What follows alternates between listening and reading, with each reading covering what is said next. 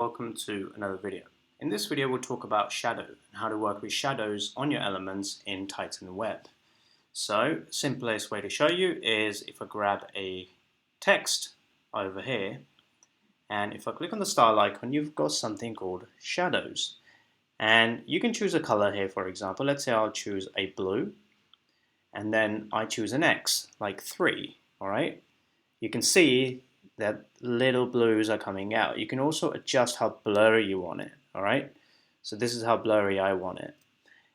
Can you add multiple colors to the shadow? Absolutely. You click add color, you choose your color. Let's say I choose a nice little red here, and then I do 8, and now you can see it's actually, let's do 5. You can see that it's there, and then I can adjust the blur as well, and it looks really cool. Can I add another one? You can add as many as you like, to be honest. I'll add a little green, and let's say we increase the X here as well by 8, and now you can see, and we adjust the blur like that, and now you can see all 3 colors are in the shadow of this title.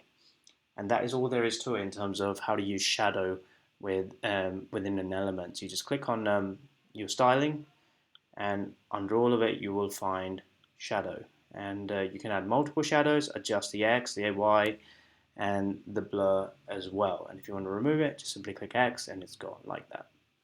And that's how it's done.